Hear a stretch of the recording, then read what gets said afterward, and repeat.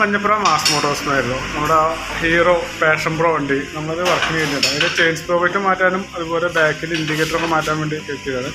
അപ്പോൾ chain sprocket നമുക്ക് ഈ ചെയിൻ അതുപോലെ 2 സ്പ്രോക്കറ്റാണ് വേണ്ടത്. അതാണ് നമുക്ക് മാറ്റേണ്ടത്. അതൊന്ന് മാറ്റിയിട്ടൊന്ന് റീസെറ്റ് ആക്കണം. അതുപോലെ തന്നെ എൻ്റെ ബാക്കിലെ ബ്രേക്ക് ഷോക്ക് നമുക്കത് ക്ലീൻ ചെയ്യുക. ബ്രേക്കിലൊരു കംപ്ലയിൻറ്റ് പറഞ്ഞു കഴിഞ്ഞാൽ ബാക്ക് വീലിൻ്റെ ഈ ഹബ്ബുണ്ട്.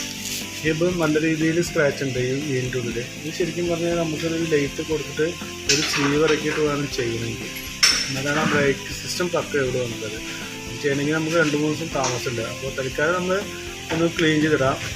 പിന്നെ അടുത്തതിൻ്റെ ബ്രേക്ക് ഷോക്ക് മാറ്റുമ്പോൾ നമുക്ക് ഈ ഹബ്ബും കൂടി ഒന്ന് സ്ലീവ് ഇറക്കി റീസെറ്റായി ചെയ്യുന്നതായിരിക്കും നല്ലത്. അപ്പോൾ തൽക്കാലം നമ്മളതൊന്ന് ഫുള്ളായിട്ടൊന്ന് ക്ലീൻ ചെയ്തിടുന്നുണ്ട്.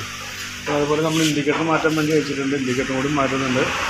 പിന്നെ അതുപോലെ ടാങ്ക് കവർ മാറ്റാൻ പറഞ്ഞിട്ടുണ്ട്. ടാങ്ക് കവറൊക്കെ ഒന്ന് മാറ്റിയിട്ടൊന്ന് റീസെറ്റ് ആക്കുന്നുണ്ട്. പിന്നെ എൻ്റെ ക്ലച്ച് ടൈറ്റ് പറഞ്ഞാൽ ക്ലച്ച് നിലവിൽ വേറെ കംപ്ലൈൻ്റ് ഒന്നും കാണുന്നില്ല. കേബിൾ വരക്കൊന്നും പുതിയതാണ്. നിലവിൽ വേറെ കുഴപ്പമൊന്നും കാണുന്നില്ല. ചോദിക്കുമ്പോഴും വേറെ കുഴപ്പമൊന്നും കാണില്ല. അതുപോലെ നമ്മളതിൻ്റെ ചെയിൻ സ്പ്രോക്കറ്റും ആ ഇൻഡിക്കേറ്ററും ടാങ്ക് കവറും അതൊന്ന് മാത്രം മാറ്റിയിട്ടൊന്ന് റീസെറ്റ് ആക്കുന്നുണ്ട്. ഓക്കെ. അപ്പോൾ ഞാൻ നിലവിൽ വരുന്ന വർക്കിൻ്റെ ഒരു എസ്റ്റിമേറ്റും കൂടിയും പറയാം. നോക്കിയിട്ടൊന്ന് റിപ്ലൈ ചെയ്താൽ മതി.